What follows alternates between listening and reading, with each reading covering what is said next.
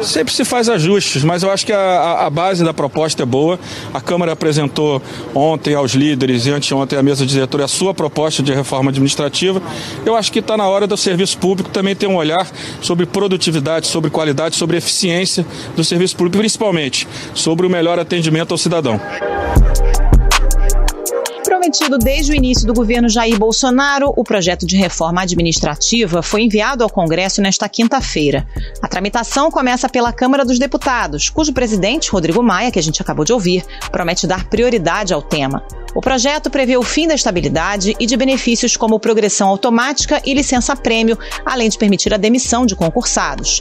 Mas a reforma não será tão ampla como queria o ministro da Economia, Paulo Guedes, porque só vale para os novos servidores. A reforma administrativa é importante, como o presidente deixou claro desde o início, não atinge os direitos dos servidores públicos atuais, mas redefine toda a trajetória do serviço público para o futuro. O serviço público de qualidade, com meritocracia, com concursos exigentes, promoção por mérito.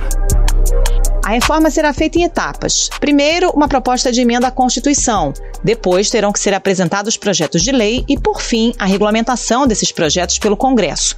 Por isso, não haverá economia imediata para os cofres públicos, que gastaram 928 bilhões de reais com o funcionalismo em 2019. O gasto com os salários de servidores representou quase 14% do PIB, do Produto Interno Bruto do Brasil, o valor de bens produzidos em um determinado período. Enquanto os gastos com a educação somaram 6% e a saúde recebeu menos de 4% do PIB. Quais são as principais mudanças previstas na reforma administrativa? Existe um cálculo do impacto dela nas contas públicas no futuro? Por que a reforma não inclui militares e magistrados? O texto dá mais poder ao presidente para fazer alterações em órgãos públicos? Como deve ser a tramitação no Congresso? Esses são os temas do Ao Ponto desta sexta-feira. Eu sou Carolina Moran, sem o Roberto Maltic, que está de férias, e neste episódio converso com o repórter Marcelo Correia e com o colunista Merval Pereira. Fique com a gente.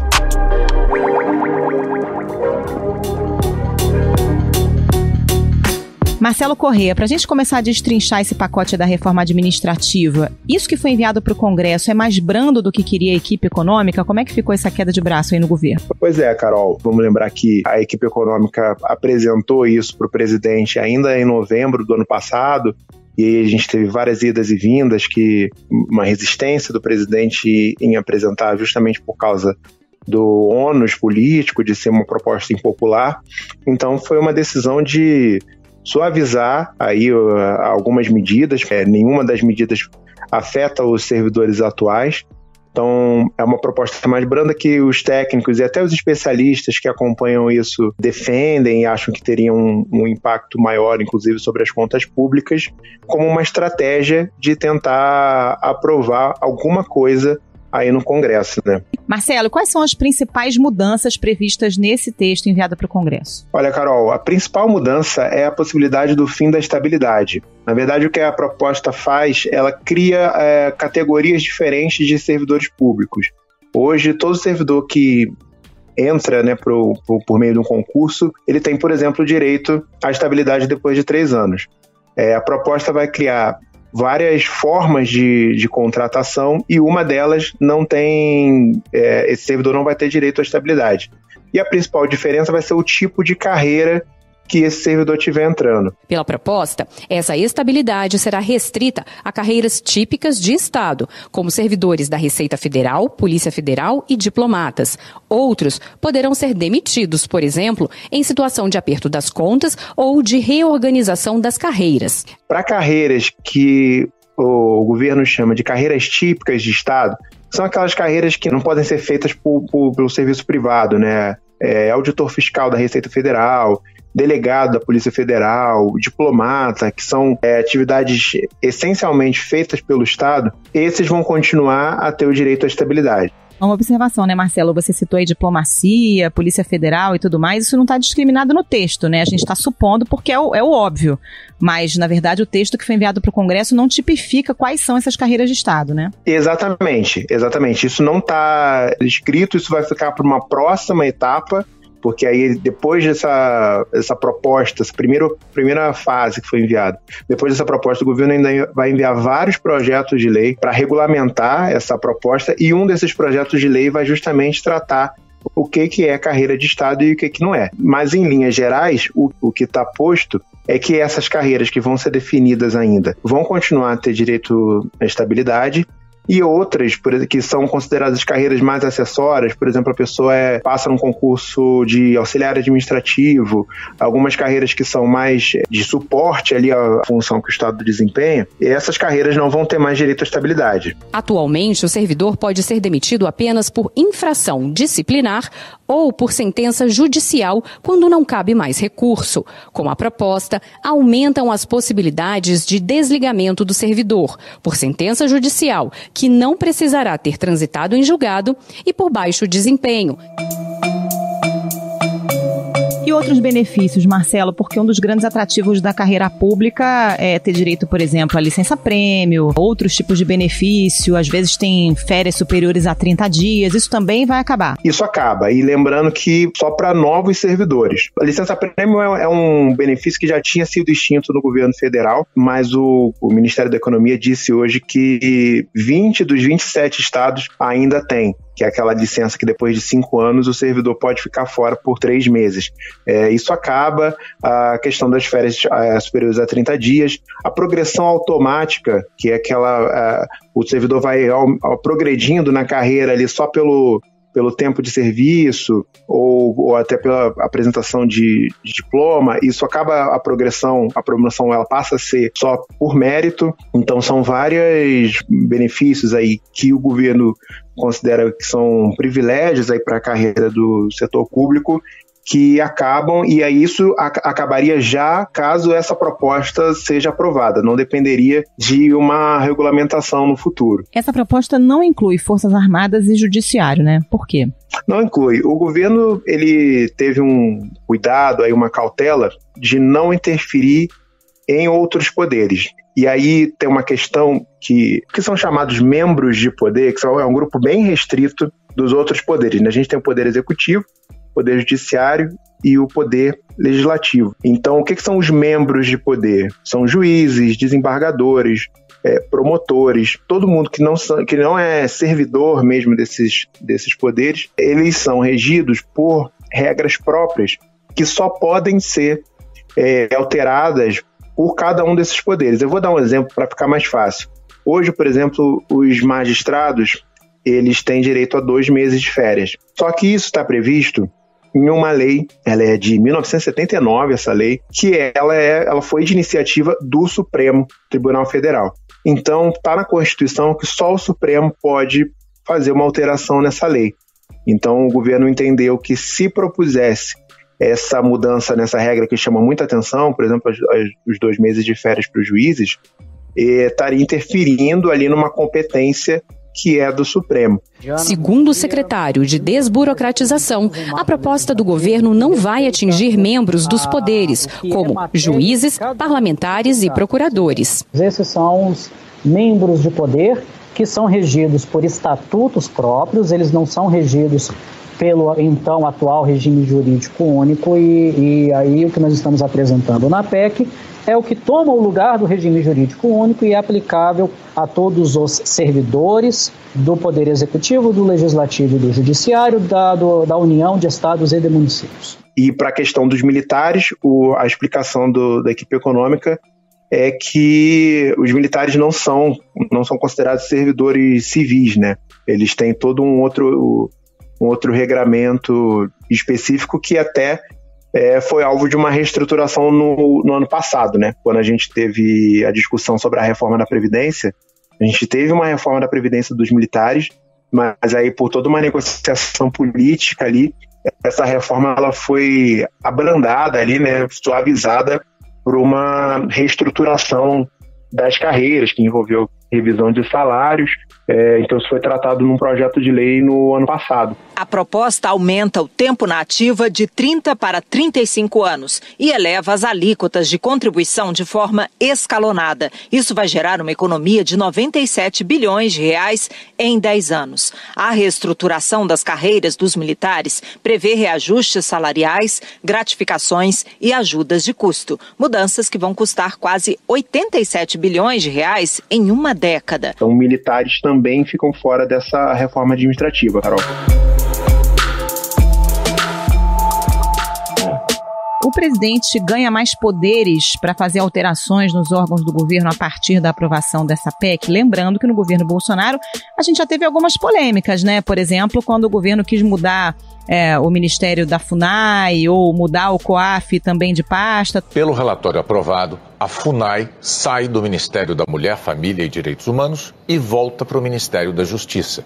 Os ministros Damares Alves e Sérgio Moro não queriam essa mudança. A demarcação de terras indígenas sai do Ministério da Agricultura e volta para a Fundação Nacional do Índio.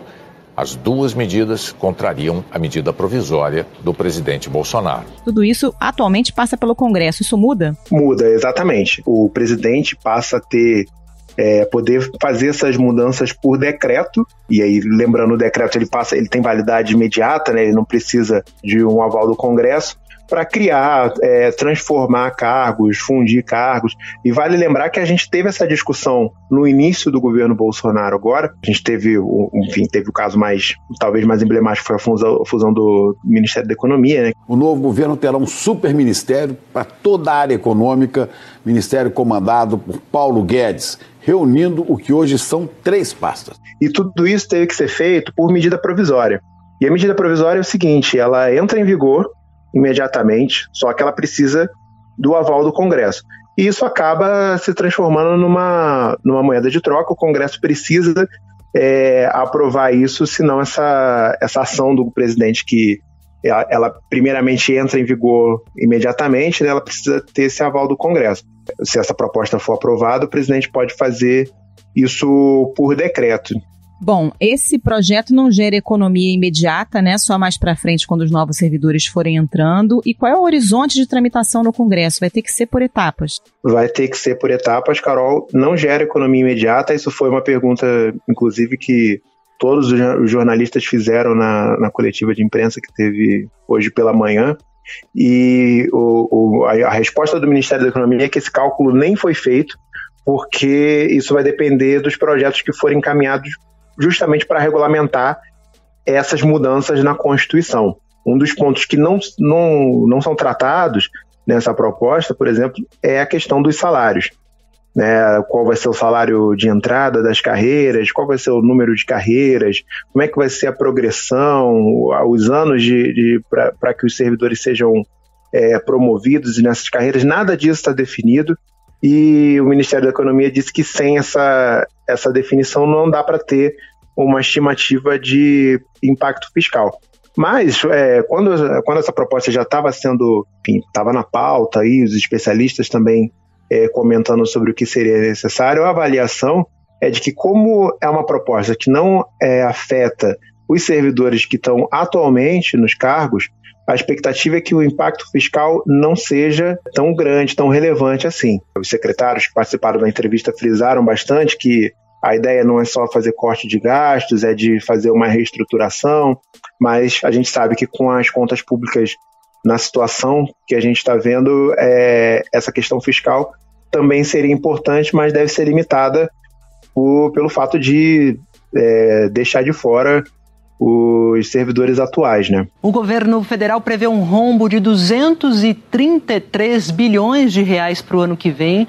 A proposta de orçamento foi entregue ontem ao Congresso. E 2021 deve ser mais um ano em que as despesas vão aumentar bem mais do que a arrecadação de impostos. E todo esse processo, ele pode se estender por anos. O secretário Paulo Webel, que estava à frente dessa proposta e acabou saindo algumas semanas justamente porque estava insatisfeito em relação ao andamento, né, da proposta, ele chegou a dizer no início do ano que seria um processo que poderia se prolongar até 2022, até o fim desse mandato, justamente porque precisa não só a aprovação de uma PEC, né, da mudança na Constituição, mas também de vários projetos de lei, edição de vários decretos, e tudo isso demora um tempo aí para ser negociado, Carol.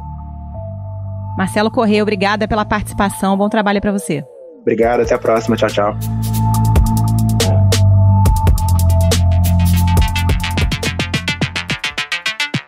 Merval Pereira, o governo finalmente enviou para o Congresso uma proposta de reforma administrativa, mas a previsão é de que haja várias etapas, como explicou na entrevista coletiva o secretário de Gestão Wagner Lenhart. A segunda fase é um conjunto de projetos de lei, leis complementares e leis ordinárias, que vão trazer aí atualizações, ajustes, melhoramentos em diversas áreas da gestão pública. E a terceira fase seria, após a publicação e a aprovação com o texto que o Congresso Nacional achar adequado aprovar e submeter à sociedade brasileira, a regulamentação deste novo sistema, dessa nova estrutura que vai ser desenhada e implementada pela PEC.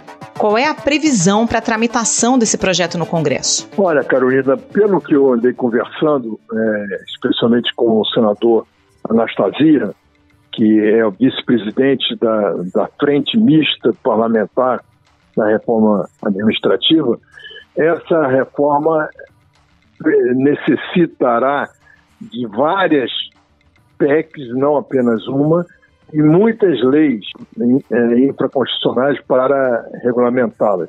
Então, a previsão otimista que eu ouvi é no meio do ano que vem.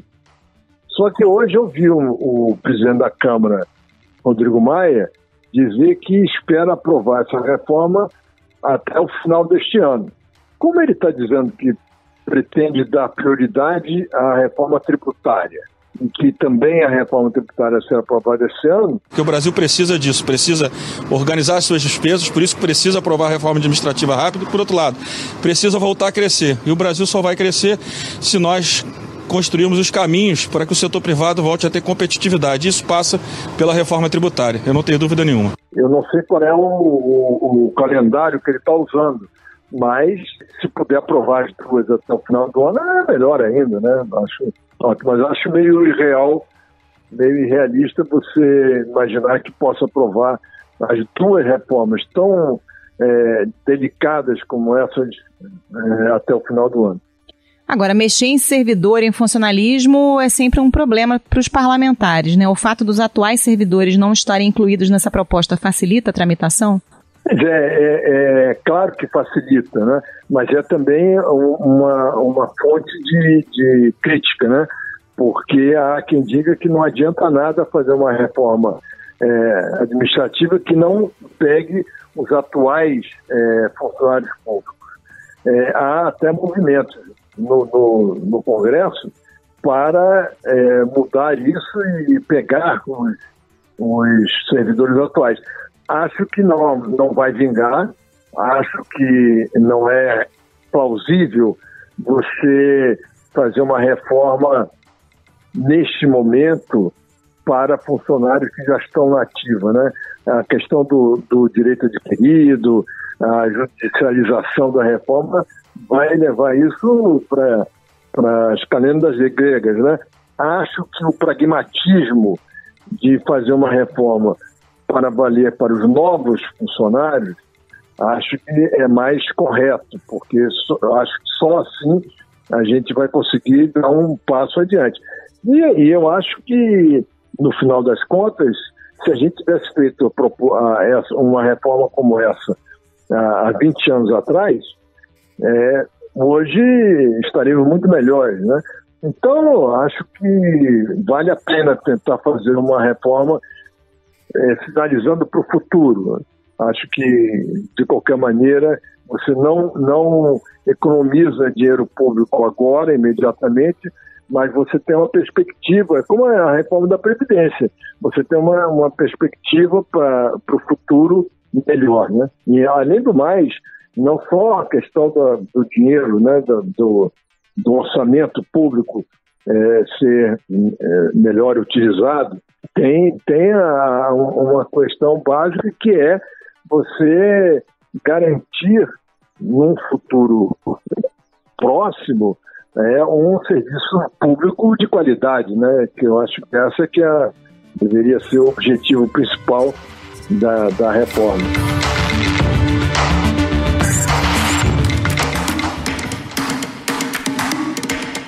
Merval, grande parte dos gastos com servidores vem de estados e municípios. O estudo do Tesouro Nacional mostra que em 2019 você vê aí que 9 estados não cumpriram o limite de gastos com o pessoal, que não pode ficar acima de 60% do orçamento gasto para pagar a folha de pagamento. Tem um ponto importante dessa reforma porque ela não atinge apenas os servidores da União, mas também de estados e municípios, né?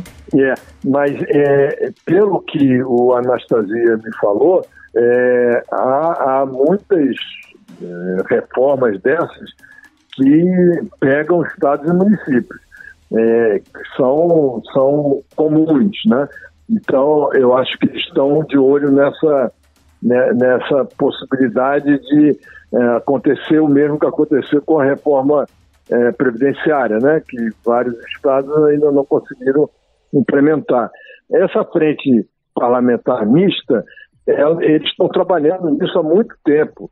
E tem várias propostas já prontas ali, e todas mais ou menos no mesmo caminho que o governo apresentou hoje.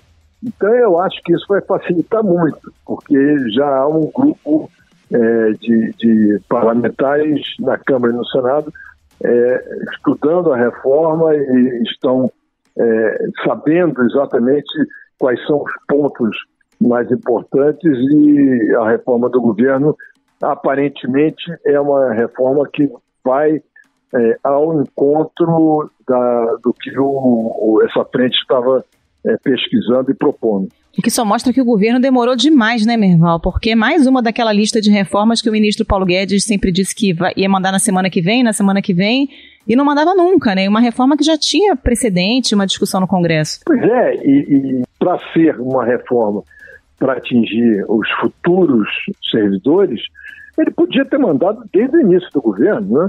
Que não fere direitos de ninguém, não provoca grandes discussões. Para o futuro, você querer obrigar que o Estado continue fazendo uma política de salários e de promoções tal injusta e que prejudica a qualidade dos serviços, tem exemplos inacreditáveis. Tem estabilidade o assessorista, o motorista. Isso não tem sentido nenhum. Se dá estabilidade para uma carreira de Estado, tem sentido, tem lógica, dentro do organograma do governo. Agora, funcionários, apenas por trabalharem no Ministério tal, tem estabilidade. E outra coisa, o que está previsto nessa reforma, que é muito bom, é o seguinte: você é funcionário de um ministério, você pode ser removido para outro ministério. Então, o governo deixa de fazer contratações excessivas, porque um ministério tem muitos funcionários que não são funcionários da carreira, né? São servidores públicos que trabalham em outros setores. Eles podem ser perfeitamente removidos para outro ministério que está precisando contratar. E isso você faz com que o aumento de pessoas entrando no serviço seja menor. Merval, muito obrigada pela participação. Até a próxima. Até a próxima, cara.